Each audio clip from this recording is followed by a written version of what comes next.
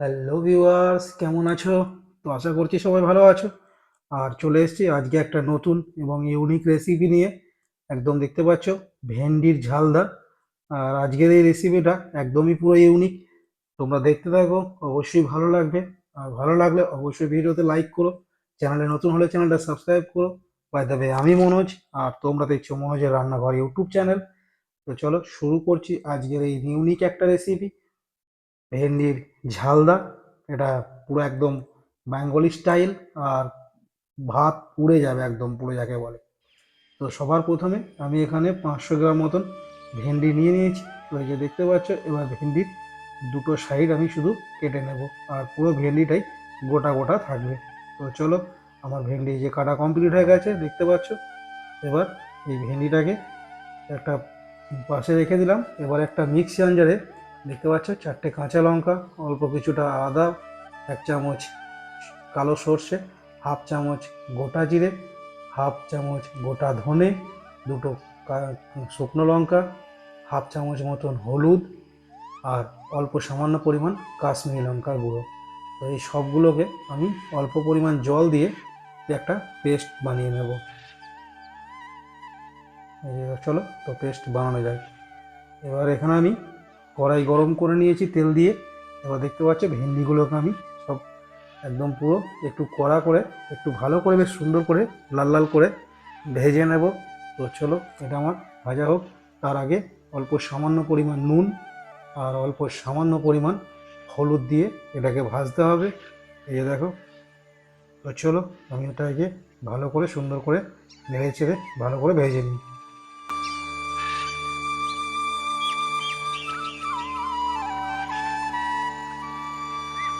তো ফাইনালি আমার ভাজা কমপ্লিট হয়ে গেছে। এবার আমি এটাকে তুলে নেব। এবার দেখতে পাচ্ছ ভেন্ডিগুলো আমার তোলা কমপ্লিট হয়ে গেছে।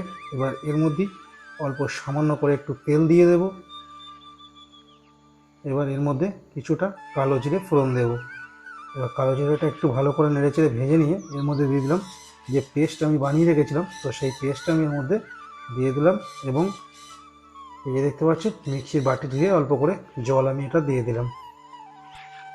এবার সুন্দর করে এটাকে নাড়তে হবে। এই যে ভালো করে এটাকে কষাতে হবে যেন এর থেকে কাঁচা গন্ধটা চলে যায়। তো সেরকমভাবে আমি এটাকে একদম ভালো করে কষাবো। এবার একটু কষানোর পর আমি এর মধ্যে দিয়ে দিচ্ছি, এই যে দেখতে পাচ্ছ, পরিমাণ মতো নুন। একদম পুরো দেওয়ার পর এটাকে আবার একটু ভালো করে নেড়ে চেড়ে কষিয়ে নেবো। একদম পুরো শুকনো শুকনো হয়ে এসছে। তো এবার আমি এর মধ্যে দিয়ে দিচ্ছি ভেন্ডিগুলো। তো সব ভেন্ডিগুলোকে দিয়ে আবার একটু ভালো করে নাড়বো।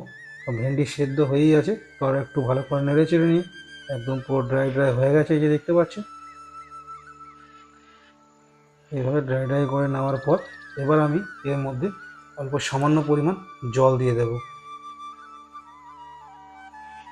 এবার জল দিয়ে এটাকে একটু 2 মিনিটের জন্য ঢাকনা ছাড়াই হাই ফ্লেমে সেদ্ধ করে নেব। তো এই যে দেখতে পাচ্ছ আমার 3 মিনিট পর এরকম সেদ্ধ একদম পুরো কমপ্লিট হয়ে গেছে সবটাই। আর আমি গ্যাস বন্ধ করে দিয়েছি। এবার এটাকে আমি 2 থেকে 5 মিনিটের জন্য ঢাকনা দিয়ে রেখে দেবো যাতে গ্রেভিটা টাইট হয়, সেই জন্য। তো চলো তোমাদেরকে দেখাচ্ছি। এই যে 5 মিনিট পর দেখতে পাচ্ছ গ্রেভিটা কত সুন্দর একটা টাইট ভাব চলে এসছে। আর কমপ্লিট তো হয়েই গেছে, আগেই আমি গ্যাস বন্ধ করে দিয়েছি। আর এই যে দেখো কত সুন্দর হয়েছে। তো চলো এইভাবে একবার বাড়িতে ট্রাই করো। খুব সুন্দর একটা রেসিপি। তোমাদেরকে একদম অল্প সময় টাইম, খুব যে বেশি টাইম লাগবে তাও না। তো চলো দেখা হচ্ছে এরকমই নেক্সট কোনো আবার একটা ভালো ভিডিওতে। ততক্ষণ আজকের জন্য বাই। সবাই ভালো থেকো, সুস্থ থেকো। আর যারা এখনও পর্যন্ত চ্যানেলে সাবস্ক্রাইব করোনি তারা অবশ্যই অবশ্যই চ্যানেলটা সাবস্ক্রাইব করে নাও। বাই দ্য ওয়ে, আমি মনোজ। আর আপনারা দেখছিলেন মনোজের রান্নাঘর ইউটিউব চ্যানেল। দেখা হচ্ছে আবার এরকমই ভালো আর একটা রেসিপির ভিডিও নিয়ে।